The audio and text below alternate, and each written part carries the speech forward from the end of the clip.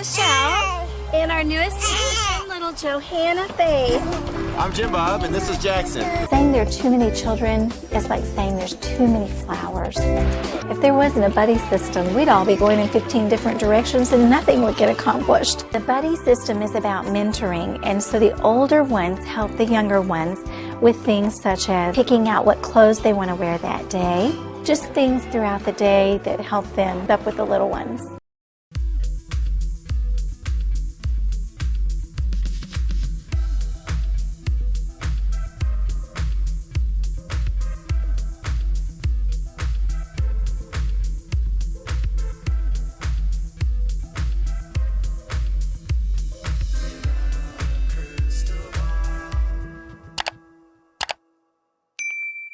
Hey everyone, it's Katie from Without a Crystal Ball. Welcome back to my channel. It's Monday, May 9th. I hope you had a wonderful Mother's Day if you're a mom, and if you're not a mom, I hope you wished your mom a happy Mother's Day.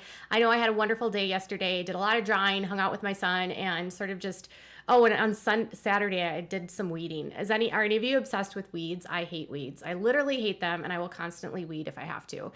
So anyways, welcome back to my channel. It's Monday. I'm glad you're here.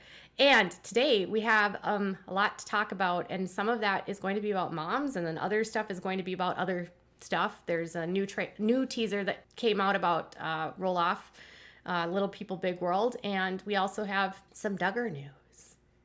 So, after long last, Abbie Duggar has announced her pregnancy. Let's get into that, but before we do me a huge favor and give this video a thumbs up, and make sure if you haven't subscribed yet, subscribe to this channel, please. I know you won't regret it, but still so many of you every day are watching these videos and not yet subscribed, so I'd appreciate it if you would subscribe and turn the notifications on so you never miss a video. And also make sure to leave me some comments. The comments have been absolutely fun and kind of hilarious, if we're going to be completely honest. Okay, so I told you a couple months ago that Abbie Duggar was pregnant, and a lot of you were like, not necessarily like you believed me, but you were getting a little skeptical the longer that it went on, and as we started to see photos, and she still looked very tiny. And some of you were like, in my comments like a couple days ago, after I did a video about the Duggars dancing, you were like, Abbie sure doesn't look pregnant here. And I was like, I don't know, I know she's pregnant. So last December, early January, people on Reddit noticed that there was a board on Pinterest that Abbie and her mom were both on, that they had created together, and they were pinning gender reveal pins to. And it was like little ideas on how to reveal the gender, snack ideas, different decoration ideas. And so everyone immediately was like, okay, Abbie's pregnant. They wouldn't have this gender reveal board if it wasn't true. So then I obviously reached out to a source that knows them, and I asked directly, like, is Abbie pregnant? And they said, yes, she's pregnant. She's been really sick. She's had a lot of morning sickness, but she's pregnant. She's outside of her first trimester. I asked if Abbie was keeping it a secret. She said no. Pretty much everyone knew that she was pregnant. They just hadn't put out a post publicly. And so it was like the most well-kept secret, not really, most unwell, like nobody was really surprised when she made the announcement that she was pregnant. She finally returns to Instagram after months of not being there, and just shared a post for Mother's Day announcing that she was not only pregnant, but expecting a baby boy and due this summer.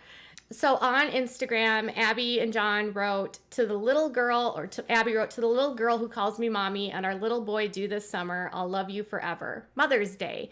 And then it was just a photograph of her with Gracie, and then a picture of her sort of cradling her bump.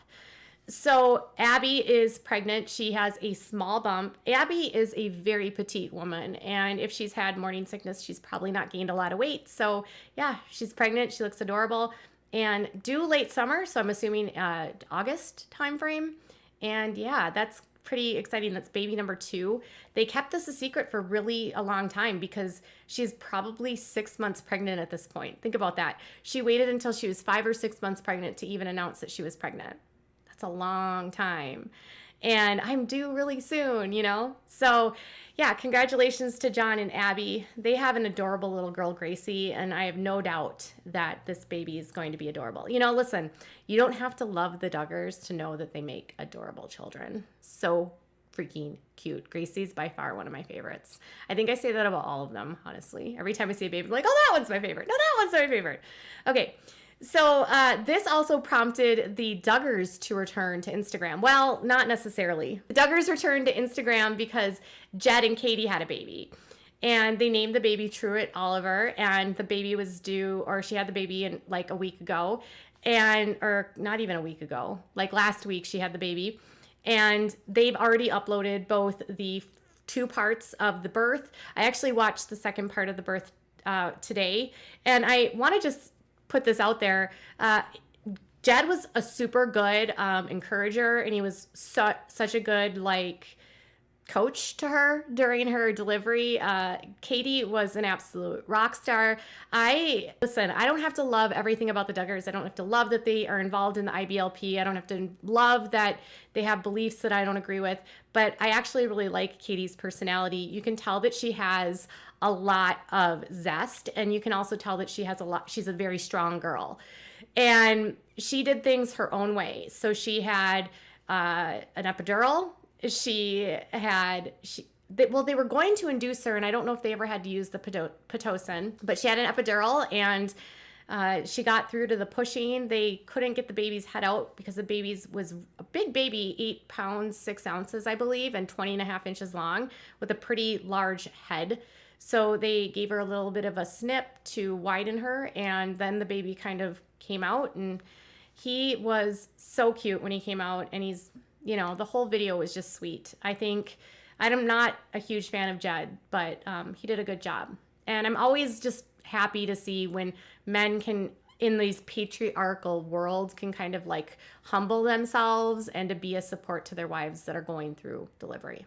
Going through delivery is not easy. And when the baby gets kind of stuck the way Truett did, she was talking about how she was in a little bit of pain and she was having some back pain. So, I feel for her. I went through that exact same experience. So, warrior on Katey. And I wish her the best on her recovery, because that's not an easy recovery to recover from.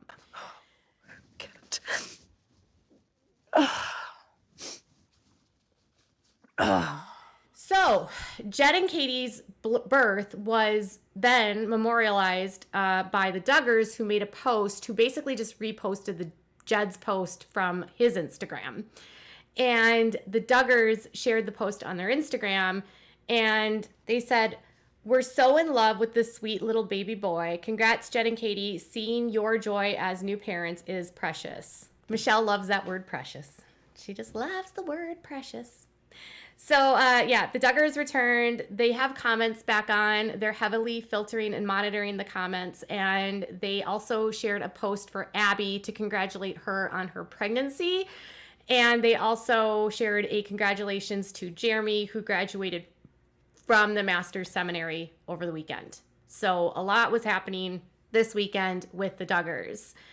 So I hope everything's going well with Katey and Jed. I hope the pregnancy continues to go well for Abbie. And then obviously with everything that's been happening with all of the Duggar announcements, there's been a lot of questions about Jill. Why haven't the Duggars acknowledged Jill's pregnancy? Why haven't the Duggars said a word about Jill? I can't tell you why. I don't know. I just know that their relationship is strained.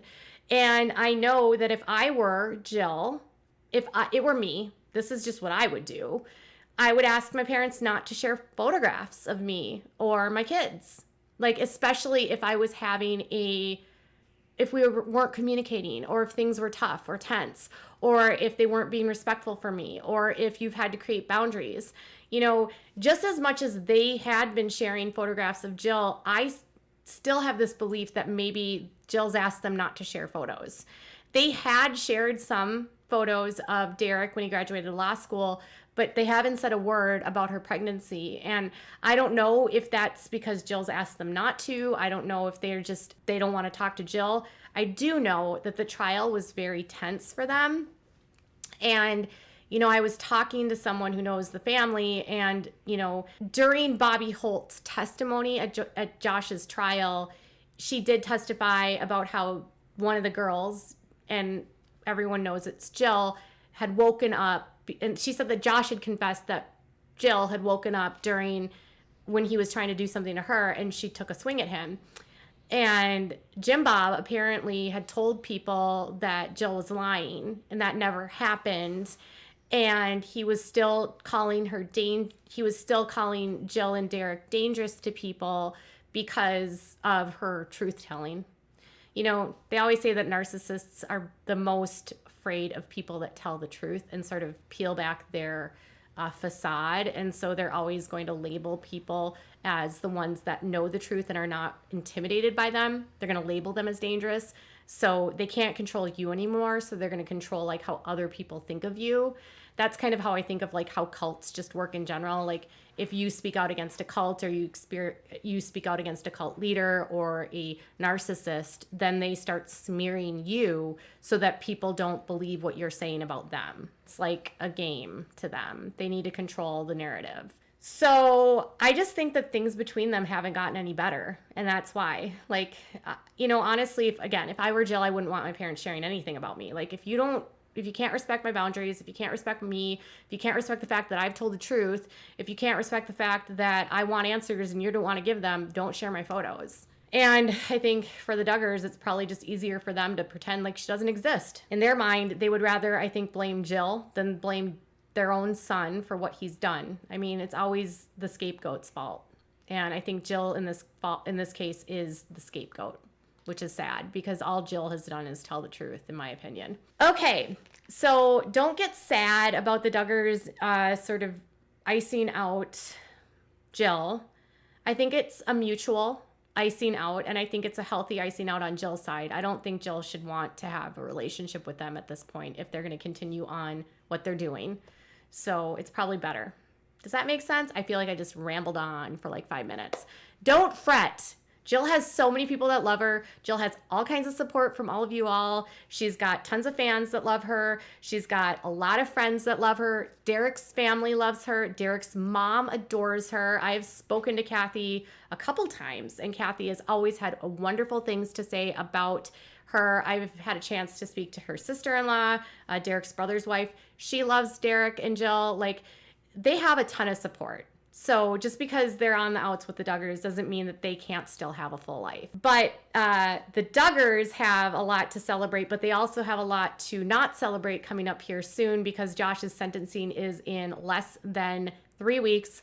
On the 25th of May, we have a deadline on Wednesday where we're going to find out what they're going to ask for his sentence. And that's kind of where we're at for the Duggar update for this video. What are your thoughts about the pregnancy, about Katie's delivery, and about Jill getting iced out? Tell me in the comments below. Bye, guys.